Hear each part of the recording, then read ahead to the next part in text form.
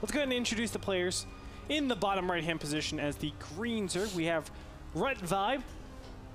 And in the top left-hand position, as the red Zerg, we have Gamma Bear Sen. So what do you think ViBe should do from here? Do you think he should do like a 6 pool or a 10 pool, which is considered, I would say, a blitz, or something crazy like a Hail Mary? Pretty good at football, I think a flea flicker maneuver is good. All right, as long as he fake punts and onside kicks right after. Do you think you know more football than me? I have no clue anything about football, bro. I'm just trying to show off. What's the difference between a fullback and a halfback? A fullback is defense. Halfback goes the whole thing.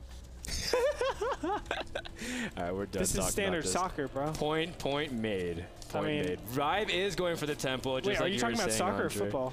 Talking about American football. Football. That's what I'm talking about, football. son. Football. Whatever, man. Whatever. We have ViBe actually going for the temple, and Sen's going for a hatchery first. Delicious. Now, by build order, statistically, this should beat Sen. What would you give the odds for ViBe right now? Well, Sen, it comes down to if you can control it. Now, there's many times people have held off tempo with great control, especially if you can get it. Look at that! He saw the Overlord. No, he didn't see the Overlord, but he went around the Overlord. Maybe he did see it. Oh, did he? Yeah, he you're just right. went, Try to see if you can catch it. And these mind games, man. Sen also backs off his Overlord because he doesn't want to move in too close, knowing maybe the pool could be done, and that'd be sacking it. At this point, Sen is still just getting everything else normally, hatchery and pool at pretty standard times.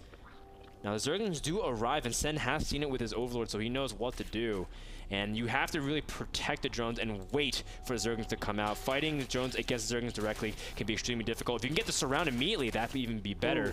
But look at that, Sen pulling back the weak drones. Now he's going to start queuing up some Zerglings, and he can buy some time for it. But until then, ViBe is more than content with joining up back at home and forcing the drones off mineral lines. Wow, taking some extra damage. What is going on? These drones are supercharged, man. What? Oh, man, making sure the Zerglings can't even leave. Real life? And Sen's also pulling back the weak drones, making the mineral walk to the void, and now he's got his own Zergling, and Sen holds beautifully with 2 hatcheries and the drone advantage.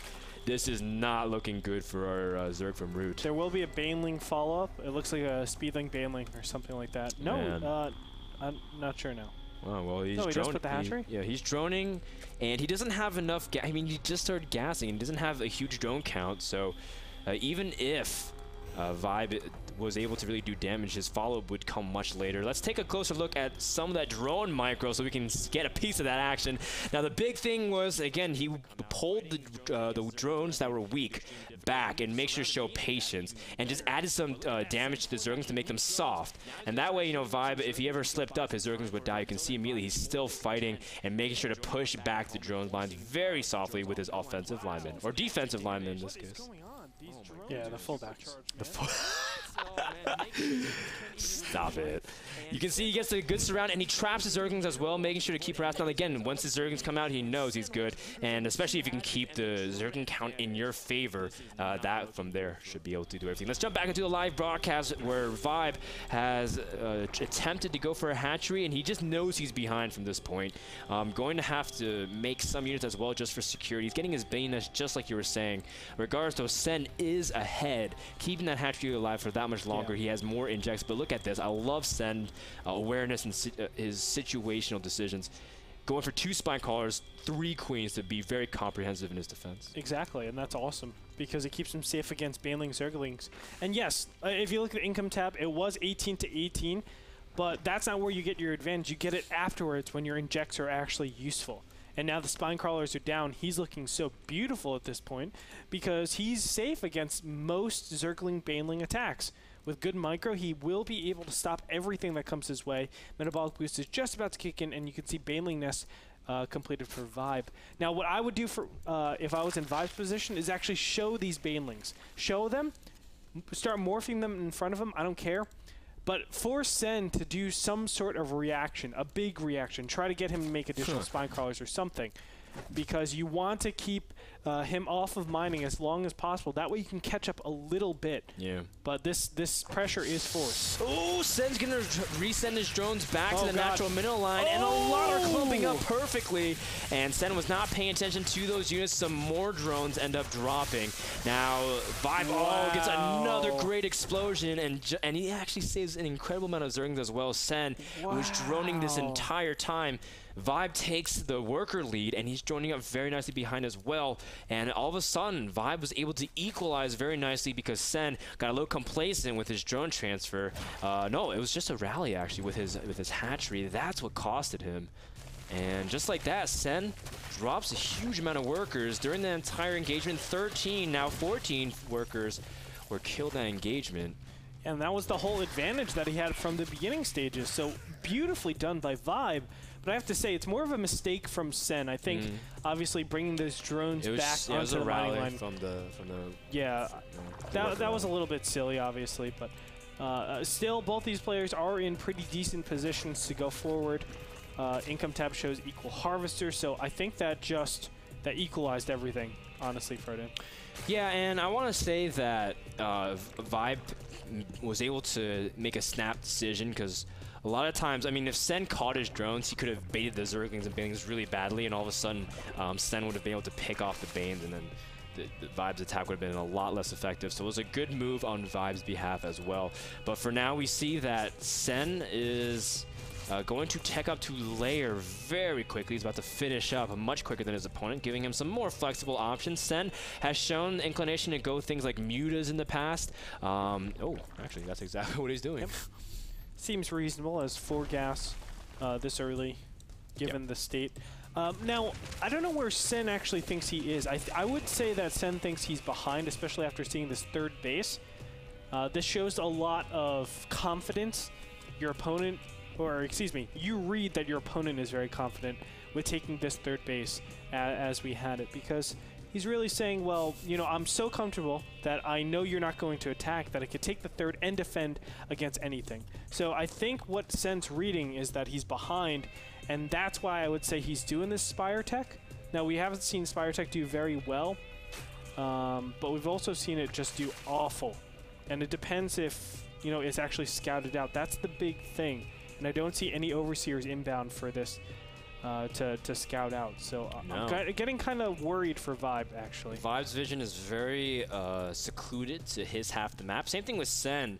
But of course, that was after such a volatile early game, you can't really expect that much. ViBe's just going to send a scout and sees a very delayed 3rd, and that's going to make him happy. But again, he doesn't have a good view of what Sen is doing back at home. You can see he doesn't have any sight of when gas timings were taken as well. He's just going to move out here blindly, assuming he has a pretty good macro advantage, which isn't necessarily the worst assumption. You can see ViBe has a huge influx of supply. That's because of the 20 roaches that are inbound. And with these 11 mutas popping, he might get the 3rd cancel, and ViBe might still be able to do a lot of damage before the mutas really amount to anything. As you can see, Sen right now just frantically trying to defend his natural. Well, the muta's going to help so much. There's a transfuse on one of the spine crawlers, and look at that. I mean, he's going to hold this pretty nicely. Another transfuse, and all of a sudden, ViBe's roaches look very thin. He doesn't even take out a single spine crawler. You got to be joking me, Sen. ViBe doesn't do anything with his attack, and all of a sudden, Sen takes it a supply advantage. What on earth just happened here, Greetor? And that never happens when you're going muta. I cannot believe that just happened. And ViBe was trying to hit a timing, obviously. With that +1 finishing, he was looking really good if his opponent went for Roach Zergling. But as it stands, it is mutas, and these are going to clean up everything on the map. You can see roaches just need to hightail and run against these mutas. They can't obviously shoot up. But more importantly, he loses map control. All overlords on the board gets removed from ViBe. You can see no green. Actually, complete darkness in the middle of the map. That's really tough. Yeah, he's gonna lose even further. But as Andre keeps a tab on the mutas, let's look once again at what just happened, because we need to look at what ViBe was not really able to do there. Sen does continue to run past everything at the natural, and I thought we were going to have a replay, but we're not. Instead, Sen's just going to dive everything at the natural mineral line. Now, ViBe has a good amount of spore crawlers, but he doesn't have his left side exposed, meaning that ViBe really can't protect his geysers. And this is actually really important shutting down a gas geyser, an entire gas geyser for ViBe. It means that he can't really get anything else to answer the mutas as quickly. Correct. He's trying to go for infestors but whatnot, but if he limits an entire geyser, it's going to be huge. He's trying to take out the Banus as well, but the queens are transfusing it, so very good micro from both sides. Sen trying to see if he can pick out these queens, which would be vital, but great transfuse again from ViBe. Some drones are dying to splash damage. Nonetheless, Sen has been doing some great harass. 73 harvesters to 59, and his third is up and running. And as you can see, the infestors are coming up here with pathogen glands, so he's not opting to go hydras. When you go hydras normally, it gives you some sort of huge attack, whether it be +1 or +2, but you can normally hit your opponents before they're able to get up their third or fourth base, which I think Muta strategies really need. But as we see, additional Muta harass is going to do a good job at this third base, continually taking out some drones. But I do want to mention that the infestors, they're necessary at defending. Obviously, they're the best way to defend against mutas. But it is hard to actually, I would say, it's hard to actually like transition fully into it just because you need a ton of energy. So Sen has a ton of time to know his opponent can attack him. Just because obviously you don't have enough energy to kill everything. That's a great point. I like the initiative ViBe's taking. Oh, the infestors are very exposed, and ViBe is forced to burn an immediate fungal. Now, some of these mutas are very weak. Fungal with the queen should be able to snipe a lot of them. ViBe manages to catch just a couple of them, but an infestor does not drop. Great transfuses again. Look at this. Both players utilizing transfuse very nicely in this DVZ matchup. Ooh. And he's going to push from here? Oh. This would be really weird. I guess because he feels... he has a 2-2 timing coming in. Oh, you're right. That is really weird. I didn't think there would be any timings because this is a lot of gas investment right here. All the infestors that he got, think about how many roaches that is. And look at this. Sen already has his own infestor. So that's why I feel like this timing is really weird. It felt weird because he also used a lot of his infestor energy just now, too. Yes. And I felt like, wow, he's going to be aggressive even though he doesn't have that. Now, he does have a lot of queens who, you never know. We just saw a couple queens take out an entire pack of roaches with this assistance of mutas. And ViBe is having second thoughts of whether or not he wants to push out here. Did he scout anything specific? No, he's just going to move to the southern half here and try to see if he can gear for another expansion. And I agree with this. Obviously, it's the more conservative play, but you don't want to be pushing out because so much gas is here. I mean, if you want to look at it this way, if you just look at it in gas, which is normally the limiting factor in Starcraft II, it's 150 gas for an infestor that makes 6 roaches. 6 roaches. So if you have 5 infestors out, that's a theoretical 30 roaches that you're down. Ooh. And if you're gonna push out with no energy, that's a big problem. Sen does a mini run by and picks off a couple of the drones, which again it's just been a good story of the mid game. Sen's been able to do that, and he's even sniping this expansion in the bottom center. All a ploy to really keep his macro advantage. And hatcheries from this point on are very important in terms of larva count. Let's look at the units tab. 27 larva, 28 larva to 10. And that is going to just be a huge indicator of what happens after the first engagement. Sen now moving out with full infestor energies, ViBe about half on each of his infestors. That can completely swing the direction of the battle. Nonetheless, one thing I do like is ViBe's initiative to spread creep because he saw his opponent went mutas, and so that gives him really good defensive maneuvering. Yes. But right now, there is a pretty giant window. You can see +2 attack is just about 35 seconds away. Excuse me, 45 seconds away. So if he pushes out, obviously he'll have the 2-2 over his opponent's 1-1. Still, he isn't. The window is closing, obviously 30 more seconds until his opponent's roaches become a lot more relevant in this fight. And we're going to see ViBe, I think, try to do something about this. These queens are so slow. These queens are incredibly slow creep, but that actually might not be bad. But yes, this could be a flank that ViBe was searching for, and you can see that Sen's not necessarily in position, but this also puts him very weak to any attacks from behind with reinforcements from Sen. Sen immediately dropping fungals everywhere. These hydras from ViBe trying to go to work, but at this time, Sen caught up in upgrades. He's at 2-1, not that far behind of ViBe, and ViBe is now reduced just to queens, and queen buffs are great, but can it hold to a huge amount of roaches and the hydras with fungals? And the answer is no. go. Sen stayed at max. Root ViBe now down to just 136 supply. And with that, the dwindling hopes from our Root Zerg. The fact of the matter is there's so much supply caught up in those queens. It's too tough to actually do those engagements. And when you're going off creep, well, your queens aren't even fighting. They're relegated to transfusing. That's a ton of DPS. If it was like, you know, 8 queens and there were 6 queens even, that's still 6 potential roaches that could have had concave, but they don't anymore. So it's a really tough position for ViBe. And now, again, he's going to be caught out of position. Unfortunate. Nice fungal growth. Very nice. He's going to plant all of those units in place, and that's going to be a GG well played gets called. And Sen will take it 2-0. Sen takes the series 2-0, which puts him at a very good position to take number 2 behind Huck. Well, now, if Huck loses, all of a sudden, I think Sen actually takes the lead because he has more points.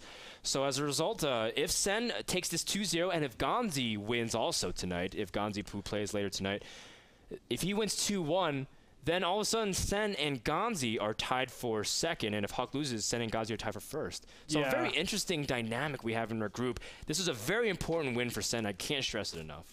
Yeah, but you know, Sen just looked to out-macro his opponent, and that was really that. I mean, better decision-making. Obviously, the roach timing being stopped was critical, but overall, just great macro from Sen. He proves yet again why he is the drone king of StarCraft II. At the very end of the game, Sen still had 56 larvae in queue, which was insane. Like, he had that much max still and ready to go. So, like another max and a half, basically, was what Sen had prepared as he takes game number 2 in convincing fashion on Antigua Shipyard. Let's thank you to Azo, the people who provide the monitors for NASL Season 3.